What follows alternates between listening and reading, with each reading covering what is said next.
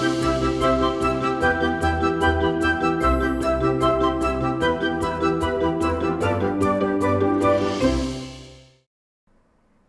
मैं हूं प्रियंका संभव। 4 बजे आपके साथ जुड़ती हूं हेलो मनी 9 की इस लाइव शो के साथ, जिसमें हमारा फोकस रहता है केवल और केवल इस पर कि कैसे आपका ज़्यादा से ज़्यादा पैसा बचे, कैसे आप अच्छे अपनी इन्वेस्टमेंट की प्लानिंग कर सकें और अपने फ्यूचर गोल्स को पूरा कर सकें। लेकिन अगर गोल है घर खरीदना, तो अब ये बहुत महंगा पड़ने वाला है, क्योंकि आसपास हम देख रहे हैं कि रियल एस्टेट महंगा हो चुका है, लोन महंगा हो रहा है, और ऐसे में मिडिल क्लास के घर का सपना पूरा कैसे होगा? क्योंकि ये सवाल उन सभी को परेशान कर रहा है जो घर खरीदने की प्लानिंग कर रहे थे कि भाई घर खरीदना है, लेकिन अभी इंटरेस्ट रेट तो नीचे आने का नाम ले ही नहीं रहे हैं। कुछ ने शायद इस प्लानिंग को भी टाल भी दिया होगा कि चलो महंगाई है, अभी कहाँ से घर खरीदा जाए। लेकिन घर तो लोग होम लोन लेकर खरीदते हैं, होम लोन तो मिल रहा है, पर होम लोन के साथ वही 2 दिक्कतें हैं। एक तो इस पर ब्याज महंगा है, और दूसरा ये एक लॉन्ग टर्म रिस्पॉन्सिबिलिटी होती है। आप ईएमआई चुकाएंगे, और आप अगर अच्छे खासी रकम का होम लोन लेते हैं तो आपकी ये ईएमआई जो है 10 साल, 12 साल, 15 साल की होगी, और अगर ब्याज बढ़ेगा तो आपकी ईएमआई का टेन्योर बढ़ता रहेगा, आपकी ईएमआई की रकम बढ़ सकती है। तो ऐसे में अगर घर खरीदने की प्लानिंग को लेकर के आप समझ नहीं पा रहे क्या करें, और आपको लग रहा है कि चलिए इस ड्रीम को शायद लेट गो करना पड़े, तो हम हैं आपके साथ। हम आपको बताते हैं कि महंगी प्रॉपर्टी और महंगे लोन का सामना आप कैसे कर सकते हैं। और इसमें मेरी मदद करने वाले हैं निमित कंसल्टेंसी के founder Nitesh Buddhdev. Thank you so much Nitesh, आज आपने वक्त निकाला मनी 9 के लिए। आई एम रियली एक्साइटेड आपके आइडिया सुनने के लिए, और आई एम श्योर हम लोगों को मदद कर पाएंगे जो लोग अपने घर का सपना देख रहे हैं कि उनकी फाइनेंशियल प्लानिंग कैसी होनी चाहिए। इनफैक्ट जो लोग हमारे को वॉच कर रहे हैं और वो पूछना चाहते हैं नितेश से सवाल, तो फिर आप हमें सवाल इस तरह से भेज सकते हैं। आप हमें व्हाट्सएप कर सकते हैं 93112187 पर। आप हमें ट्विटर पर, फेसबुक पर, और अगर यूट्यूब पर आप लाइव जुड़े हुए हैं तो कमेंट बॉक्स पर भी आप अपने सवाल हमें भेज सकते हैं। बस ध्यान रखिएगा, सवाल को जितने डिटेल में पूछेंगे हमारे एक्सपर्ट को, उतनी आसानी होगी उस सवाल को समझने की। और मैं वेलकम करना चाहूँगी उन लोगों का भी जो इंस्टा के लाइव में हमारे साथ जुड़े हुए हैं। Thank you so much. Insta live में जुड़े हमारे जितने भी व्यूअर्स हैं, उनको भी मैं रिक्वेस्ट करना चाहूँगी कि कमेंट बॉक्स में अपने सवाल भेजें। तो यूट्यूब पर लाइव पूछे सवाल, या इंस्टाग्राम पर नितेश बुद्धदेव मेरे साथ जुड़े हुए हैं। मैं हूं प्रियंका, और हमारी पूरी कोशिश होगी कि आपके लिए एक अच्छी सी फाइनेंशियल प्लानिंग हम करके दें। Nitesh, welcome to money 9 once again. बात हम कर रहे हैं होम लोन की, और इन दिनों तो सभी लोग जो घर खरीदते हैं, जो मिडिल क्लास में हैं, जो इनकम सैलरी अर्नर्स हैं, वो होम लोन लेते हैं। लेकिन ये बताइए कि इनकम और लोन की ईएमआई के बीच में क्या तालमेल होना चाहिए? मतलब मैं ये जानना चाहती हूँ कि सैलरी का कितना हिस्सा जो है आपको ईएमआई में देना चाहिए? कोई थंब रूल है? आप क्या सजेस्ट करते हैं? Sure Priyanka, first of all thank you आज शो में इनवाइट करने के लिए। और बहुत इंपॉर्टेंट टॉपिक है प्रियंका, जैसे आपने बोला, और ये शायद कभी ना कोई घर लेने की सोचता ही है, आप और हम और कोई भी हो सकता है। और जैसे आपने बताया, रेट इंटरेस्ट रेट पिक पे है, तो अभी अगर आप कोई भी लोन लेने जाओ तो उसके आपको रेट काफ़ी ऊपर लगेंगे। मतलब 9 साढ़े 9% होम लोन इंटरेस्ट रेट चल रहा है, और वो अक्सर होम लोन सबसे सस्ता होता है compare to auto loan and all that thing. जो आपका क्वेश्चन है प्रियंका, उसको मैं 2 तरीके से देखता हूँ कि आपको कितना लोन मिल सकता है और आपको कितना लोन लेना चाहिए। पर्सनल फाइनेंस के लेंस से भी देखेंगे, और एक्चुअल जब आपको कोई लोन दे रहा है, आप एक बोरोवर की तरह से जाते हो, और पर आपको बैंक या कोई भी फाइनेंशियल इंस्टीट्यूशन जब लोन देता है हाउसिंग आपके होम परचेस के लिए, तो वो कैसे दिखता है? तो आपकी इनकम का, आपका जो इनकम है टोटल सालाना, समझो किसी की 10 लाख इनकम है और आप सैलराइड हो, तो आपको तकरीबन 6 टाइम्स ऑफ दैट, मतलब 60 लाख तक का लोन मिल सकता है अगर आप सैलराइड हो। और अगर आप प्रोफेशनल हो, फ्रीलांसर हो, तो around 3 times of your total income आपको लोन मिल सकता है। इसके साथ ये भी देखा जाता है कि आपकी एज कितनी है। ये सब इसलिए देखा जाता है कि आपकी रीपे कैपेसिटी कितनी है। तो आपकी एज अगर समझो 35-40 है, तो आप इवन 30 साल का लोन भी ले सकते हो। तो वो हिसाब से आपका ईएमआई डिसाइड होगा। दूसरा, कि अगर आपका जो टोटल इनकम है, समझो किसी का इनकम 1 लाख है, तो उसका 60-70 हज़ार, पूरा ऐसा नहीं है कि 1 लाख किसी का इनकम है तो 1 लाख तक का ईएमआई आएगा, उतना लोन कोई अलाउ कर देगा। तो वो तकरीबन 60-70 हज़ार का ईएमआई आएगा, तब तक देंगे उतना सा लोन आपको अलॉट करेंगे। तो ऐसे सारे बहुत सारे फैक्टर देखे जाते हैं जब किसी को होम लोन लेना है। ये हो गया कि आपको होम लोन कितना मिल सकता है। पर जैसे आपने पूछा कितना लेना चाहिए, बिकॉज हम पर्सनल फाइनेंस की बात कर रहे हैं, शायद आपको कोई 1, 1.5, 2 करोड़ भी आपकी एलिजिबिलिटी हो सकती है, पर आपके फाइनेंसिस में, वो आपके पर्सनल फाइनेंस में जब आप खुद का एक्सपेंस देखते हो और आपका इन्वेस्टमेंट देखते हो और आपके और भी कुछ कमिटमेंट हो सकते हैं, तो उसके साथ कितना होना चाहिए। प्रियंका, थंब रूल जरूर है, पर मैं मानूंगा थंब रूल शायद सबके लिए एप्लीकेबल ना हो, तो मेरा मानना है तकरीबन 40%। आपका जो इनकम है उसके 40% से ज्यादा आपका फिक्स कमिटमेंट कोई नहीं होना चाहिए। जैसे आपका ईएमआई है, 1 लाख का आपका सैलरी है, तो 40,000 से ज्यादा, मतलब 40% से ज्यादा आपका कोई ईएमआई नहीं होना चाहिए। बिकॉज 40% आपका चले गया एक ईएमआई की ओर, आपका 30-40% चला जाएगा आपकी बेसिक एक्सपेंसेस वगैरह के लिए, और आपको 20 से 30% रखना है आपके इन्वेस्टमेंट्स, आपके इंश्योरेंस वगैरह के लिए। तो ऐसे पकड़ के अगर आप चले तो तकरीबन प्रियंका मेरा मानना है 40% should be the ideal ratio EMI to income. Okay, EMI to income का रेशियो नितेश आपने जैसे कहा 40%। अब क्या होगा कि केवल होम लोन की ही ईएमआई नहीं होगी, और भी कई तरह के लोन्स हो सकते हैं एक इंडिविजुअल पर, जिसमें कार लोन हो सकता है, क्रेडिट कार्ड से खरीदारी करते हैं वो लोन हो सकता है, कुछ पर्सनल यूज के लिए लोन लिया होगा वो लोन हो सकता है। तो ओवरऑल जो है आपकी इनकम का 40% आप केवल होम लोन को डेडिकेट कर रहे हैं, या ओवरऑल सभी तरह के लोन्स की किस्त आप जो भी अदा कर रहे हैं वो 40% में कवर होना चाहिए? जरूर से प्रियंका, जब मैं टोटल आउटस्टैंडिंग में लायबिलिटी हो या मैं उसके लिए जो पेमेंट कर रहा हूँ, मैं बोल रहा हूँ कि 40% में ये सब लोन आ जाने चाहिए। ओके। तो आपने बिल्कुल सही पूछा कि बिकॉज मेरी बहुत सारी और भी लोन हो सकती है as a personal finance person. मैं बोलूंगा कि आपको क्रेडिट कार्ड वगैरह लोन नहीं लेनी चाहिए, बहुत महंगी होती है। आपका ऑटो लोन हो सकता है, आपका पर्सनल लोन भी हो सकता है। खैर, मेरा मानना है 40% पकड़ के चलिए मैक्सिमम। अगर ये सब लोन भी चल रही है और आपको फिर भी हाउसिंग लोन लेना ही पड़ रहा है, तो एटलीस्ट ट्राई करिए कि आप 50% को क्रॉस ना ही करें। तो 50% आप एक एक एक्सट्रीम परसेंटेज पकड़ के चल सकते हो, बट मेरा मानना है 40 to 50% is the one we should look at. Okay, so loan की तरफ 40 to 50% होना चाहिए, 30 to 40% आपका जो एक्सपेंसेस है, और जो बाकी बचे उसको आपको इन्वेस्ट करना चाहिए। एम आई राइट?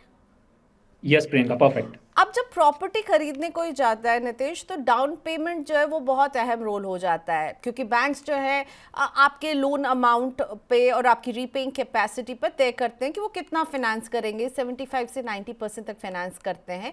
तो हो सकता है किसी को 10, तो किसी को 20, किसी को 25% डाउन पेमेंट का इंतजाम अपनी जेब से करना होगा। तो फिर डाउन पेमेंट का जुगाड़ करने के लिए कितना वक्त किसी को लेकर चलना चाहिए? राइट प्रियंका, इसमें भी अगर दो तरीके से देखते हैं, क्या होता है, आपने जैसे बोला 90% से 75% तक, 75 to 90% का आपको लोन मिल सकता है।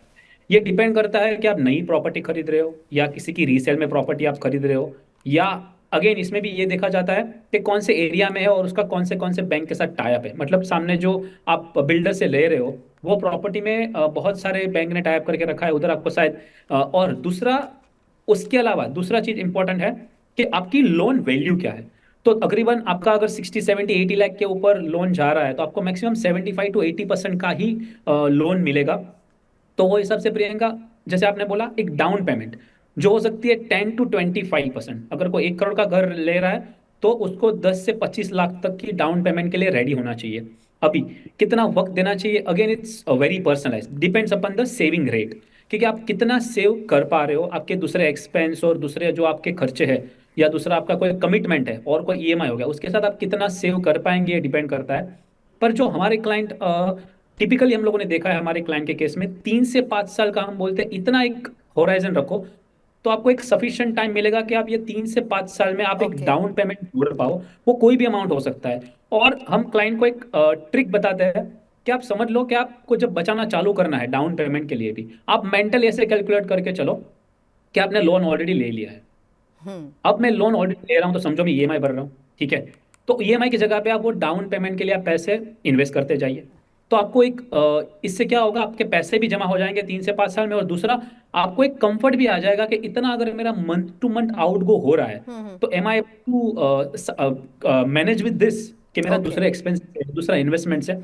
तो ये मुझे लगता है ये trick psychologically end of course practically काफी काम आई है हमारे क्लाइंट के केस में एटलीस्ट। तो ये एक अच्छी तो एक 3 से 5 साल आपको लेकर चलना होगा और एक डिसिप्लिन के साथ इन्वेस्टमेंट करना होगा। अब ये बताइए कि अगर 3 से 5 साल तक के लिए ही निवेश करना है तो हर महीने कितने रुपए की सेविंग करनी होगी?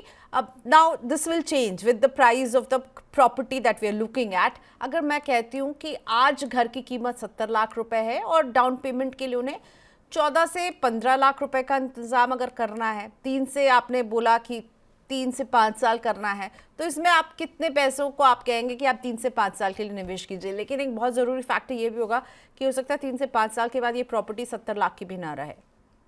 Right, true true Priyanka. पर हम पकड़ के चलते हैं कि अगर 70 लाख की प्रॉपर्टी है और जैसे आपने बोला 20% अगर डाउन पेमेंट करना है तो वो आ गया अराउंड तकरीबन 14 लाख रुपीज़। तो अगर मुझे 14 लाख जमा करने हैं और मेरे पास होराइजन भी, I would not say typically short term but at least short to medium term बोलूंगा, क्योंकि लॉन्ग टर्म नहीं मानूंगा, ये 5 साल 7 साल 10 साल के ऊपर पीरियड नहीं है। तो जब 3 से 5 साल इन्वेस्ट करना है, मुझे एज्यूम करना होगा कि मैं जहाँ पे इन्वेस्ट कर रहा हूँ उस पे इंटरेस्ट या तो मुझे जो रिटर्न बन रहा है वो कितना आ रहा है, उस हिसाब से मुझे बैक कैलकुलेट करना होगा कि अगर मुझे 14 लाख जमा करने हैं 3 या 5 साल में, अगर मुझे कुछ एक परसेंटेज अज्यूम कर रहे हैं, लेट्स से 9 to 10% अगर आपको रिटर्न मिलता है वो पोर्टफोलियो पे या वो प्रोडक्ट पे, तो आपको अगर 3 साल का होराइजन है तो आपको जमा करना होगा हर मंथ 33,800। अगर आपको 9% रिटर्न मिलेगा तो आपको हर मंथ 33,800 जमा करना है। और अगर आप 5 साल का लक्ष्य लेके चल रहे हो कि मुझे 5 साल के बाद घर खरीदना है, तो तकरीबन 18,500 पर मंथ आप निवेश करो, जहां पे आपको एटलीस्ट 9% रिटर्न मिल जाए। तो आपका जो टारगेट है 14 लाख का, वो आप अचीव कर पाएंगे जो आपको डाउन पेमेंट के लिए देना है। ओके, आपने ये 70 लाख के बेसिस पे तो कैलकुलेशन 70 लाख समझा के दिया बेस के है। ओके, ऊपर, राइट। तो 3 साल है तो 33,800, और अगर आपके पास 5 साल है तो ये थोड़ी सी रकम कम होके अराउंड 18,000 यू सेड। 18,500, या। ओके, लेकिन महंगाई एक वो फैक्टर है जिसको हम बिल्कुल नज़रअंदाज नहीं कर सकते। ये प्रॉपर्टी जो मैं आज कह रही हूँ कि 70 लाख में, वो 5 साल के बाद 70 लाख की तो रहेगी नहीं। तो इसीलिए ट्रू। महंगाई को बीट करना है, और आपने कहा 9% के आपने एक अनुमानित रिटर्न को लिया है, तो ये बहुत सारे फैक्टर्स हैं जो इसको इम्पैक्ट करेंगे।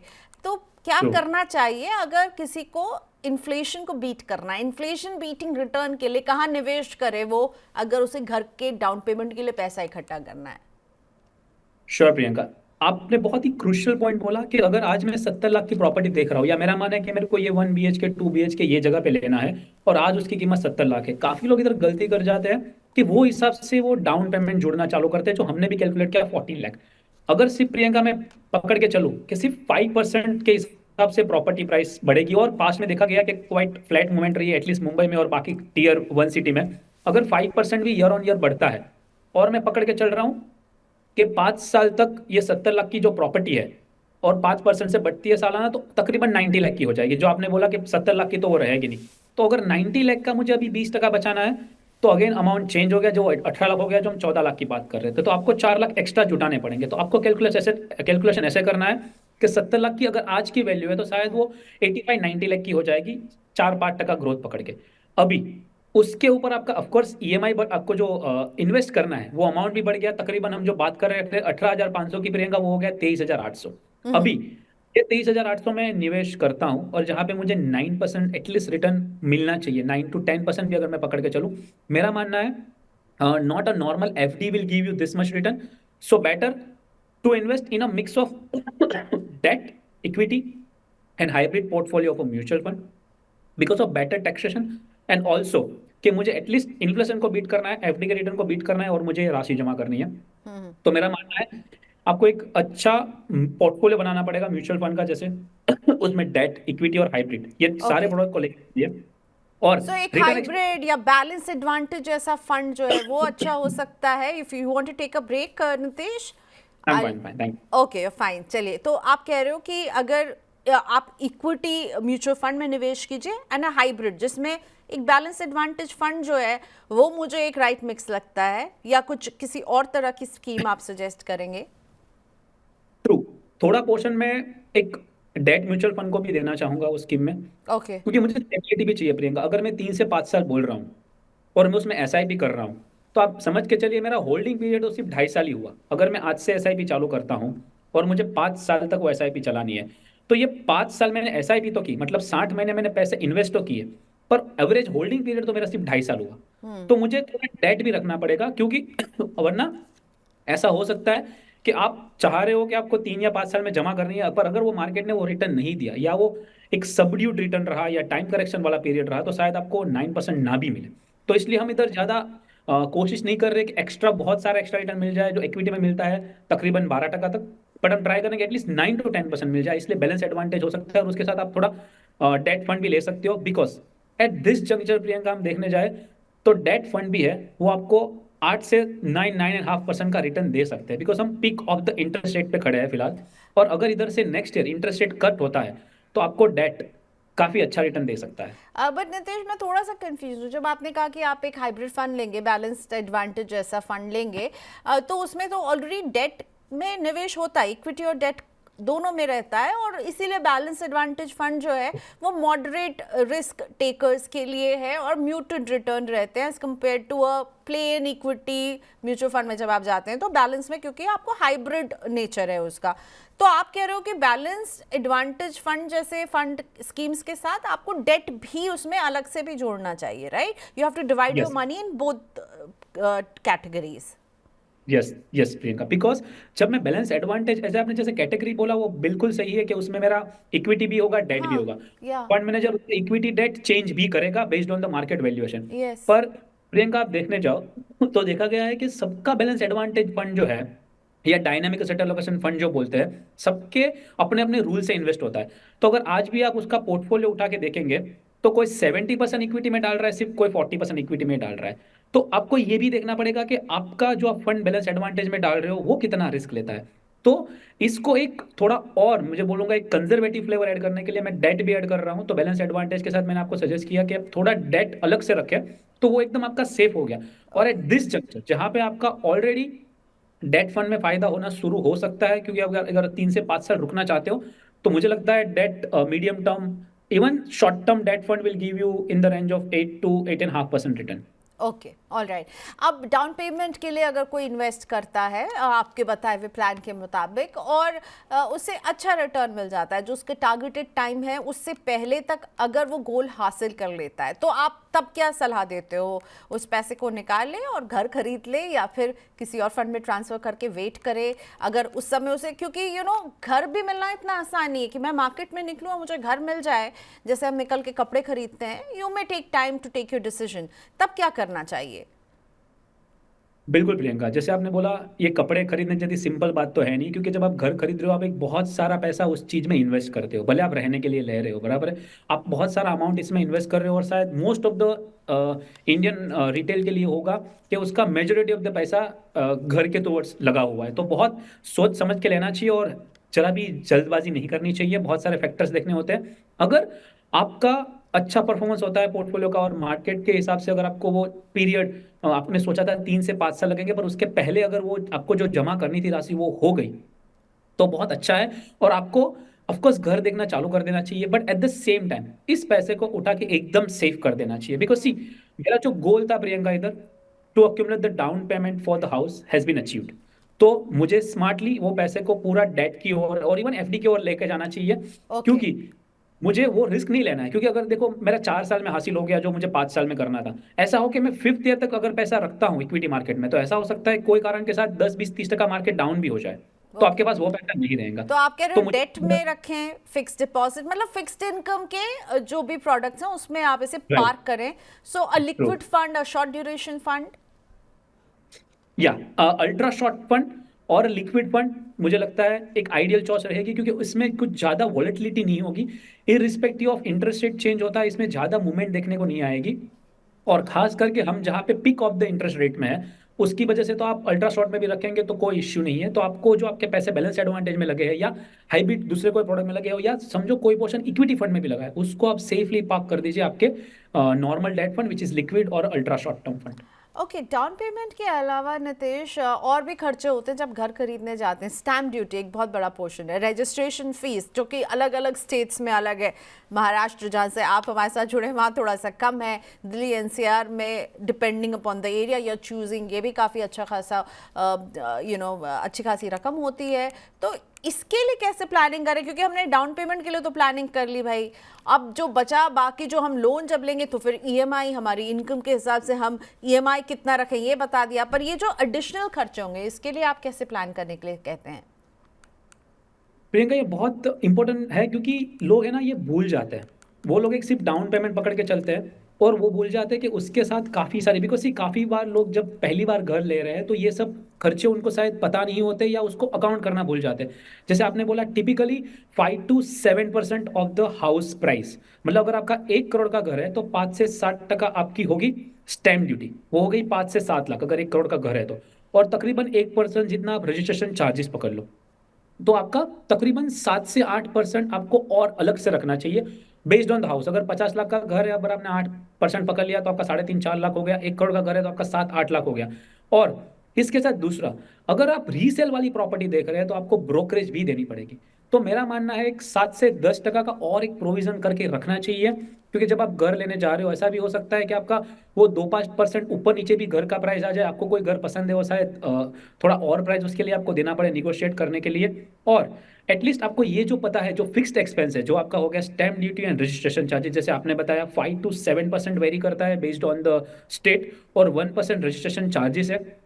तो कुल मिला के मुझे लगता है 7 से 10% एक और प्रावधान एक्स्ट्रा, करना चाहिए जब आप सोच रहे मतलब हो। हमेशा थोड़ा सा बफर लेकर चलिए, थोड़ा सा एक्स्ट्रा जमा कीजिए। एग्जैक्ट अमाउंट जो है उसका आकलन करना थोड़ा सा मुश्किल होगा, बट आपको अपने बजट, आपका जो बजट है ना, आप सोच रहे हैं कि मैं इतने का घर खरीदूंगा, मैं शायद 40 लाख का घर खरीदूंगा या खरीदूंगी, तो आप हमेशा उस समय उसके लिए आप सोच रहे हैं कि उसकी डाउन पेमेंट में आप शायद 10 12 लाख लगेगा, तो 15 16 लाख की तैयारी कीजिए, निवेश कीजिए और पहले से तैयारी कीजिए। अच्छा, बहुत सारे लोग हैं जो होम लोन ले चुके हैं और उनके पास होम लोन के इंटरेस्ट का जो बोझ है वो बढ़ता हुआ नजर आ रहा है। इसको कम करने की आप सलाह देते हैं या नहीं? क्या इंटरेस्ट के इस बर्डन को कम करने के लिए आप क्या कहेंगे? पार्ट पेमेंट करें, प्री पेमेंट करें लोन, आपकी क्या राय है? प्रियंका, अगेन अगेन इसको मैं दो लेंस से देखना चाहूंगा। एक हो गया कि मेरा एक रैशनल लेंस और पर्सनल फाइनेंस के पर्सपेक्टिव से मैं बोलूंगा, अगर आपका जो इंटरेस्ट पेमेंट कर रहे हो, समझो किसी का अभी 9% इंटरेस्ट पेमेंट चल रहा है, उसके ऊपर प्रियंका हमको पता है कि आपको सेक्शन 24 के तहत आपको टैक्स एडवांटेज भी मिलता है। तो अगर 9% मेरा इंटरेस्ट आउट गो है और मुझे 2 लाख तक का इंटरेस्ट बेनिफिट मिलता है, और अगर जॉइंट लोन है, हस्बैंड वाइफ ने जॉइंट लोन लिया है, तो दोनों में वो बेनिफिट मिलता है, राइट? तो तकरीबन ये आपका 9% आपको इंटरेस्ट जो ऑन पेपर लग रहा है वो आपका टैक्स सेविंग के बाद तकरीबन 7% जितना हो जाता है, ठीक है, मोटा मोटी। तो अगर आपको सोचना है कि मैं ये 7% वाला लोन को रीपे करूं या कोई ऐसे प्रोडक्ट में इन्वेस्ट करूं जहां पे मुझे एटलीस्ट 10% रिटर्न मिल जाए, तो मेरा मानना है कि वो 3% का हैज, मतलब 7% जो 9% आपका लोन था उसमें टैक्स एडवांटेज के बाद आपका आउट को सिर्फ 7% ही है। नाउ अब 7% का आउट को है, उसके सामने अगर मैं कोई एक्स्ट्रा पैसे 7% की लोन चुकाने में डालूं या एक ऐसे प्रोडक्ट में डालूं जहां पे मुझे एटलीस्ट 10 12% रिटर्न मिल सकता है, ओके। मैं सलाह दूंगा कि आप वो एक्स्ट्रा रीपे ना करें, बल्कि उस जगह की अगर आपके पास पॉसिबिलिटी है तो आप उसको निवेश करें। ये हो गया एकदम रैशनल एंड प्रैक्टिकल सॉल्यूशन। और बट ऑल्सो काफी सीए का solution, chartered accountant and tax Nitesh, planning तो भी आ यू गए, कांट मिस तो मुझे दैट। सीए का हेड तो मुझे पहनना पड़ता है बिकॉज टैक्स प्लानिंग को छोड़ नहीं सकते, बिकॉज एक वो बहुत ओके, इंपॉर्टेंट बट हिस्सा पॉइंट है। टेकन, आई थिंक ये बहुत आपने सही बात समझाई है हमें कि आपको टैक्स बेनिफिट भी मिल रहा है, तो आपको क्या कहते हैं आप लोगों की भाषा में, कॉस्ट बेनिफिट एनालिसिस कीजिए उसकी कि क्या होगा अगर आप पे करेंगे। ऑल राइट, सो सीए के नजरिए से तो बिल्कुल आपको ये देखना है। और दूसरा नजरिया? दूसरा नजरिया होता है कि प्रियंका, अगर काफी लोग मैंने क्लाइंट में भी देखा हुआ है कि अगर उनकी ईएमआई, तो पता है कि ईएमआई सेम रहेगी पर उनका लोन का टेन्योर बढ़ गया, राइट? यस। तो क्या होगा जब इंटरेस्ट रेट बढ़ेगा तब, तो उनको शायद नींद नहीं आती है वो कंफर्टेबल, या किसी को इतनी सारी आउटस्टैंडिंग लायबिलिटी जो उसके पास है उससे नींद नहीं आती है, या वो बेचैन हो जाते हैं। तो अगर वो इमोशनल वाला एंगल है तो मैं बिल्कुल बोलूंगा कि आप इसको, जो आपके पास एक्स्ट्रा पैसे है उससे आप रीपे कर दे जाए। पर रीपे करें तब प्रियंका एक ध्यान रखना होगा, जब आप बैंक के पास रीपे करने जाते हो तो बैंक स्मार्टली सिर्फ आपका ईएमआई काफी बार कम कर देती है। आपको ईएमआई कम नहीं कराना है, आपको आपका प्रिंसिपल जो है उसको आउटस्टैंडिंग उसको कम कराना है। तो ये दो चॉइस रहती है, इधर आपका ईएमआई कम करें या आप आपका प्रिंसिपल आउटस्टैंडिंग कम करें। तो आपको अगर इंटरेस्ट आउट को बचाना है, आपको लोन का टेन्योर घटाना है, तो आपको प्रिंसिपल रीपे करना है, नहीं कि आपका ईएमआई कम करना है। तो ओके। ये बात ध्यान में रखें तो जब टेन्योर आप को कम कीजिए, ना कि tenure को मंथली। हाँ, टेन्योर को कम करने पे आपको ज़्यादा फायदा होगा, क्योंकि आप प्रिंसिपल का एक बड़ा हिस्सा चुका देंगे, नहीं तो उस पर बैंक आपसे इंटरेस्ट वसूलते रहेंगे लंबे साल तक। आपको दिखेगा हर महीने आप कम दे रहे हैं, लेकिन आपका टेन्योर लंबा होगा। ओके, सो स्मार्टली इस को आपको डिसाइड करना होगा। टैक्स बेनिफिट को ज़रूर चेक करें, उसके बाद ये डिसीजन लें। और अगर कम करना है तो प्रिंसिपल पे करना चाहिए, वो आपके लिए ज़्यादा बेनिफिशियल है, आपकी जेब के लिए ज़्यादा बेनिफिशियल।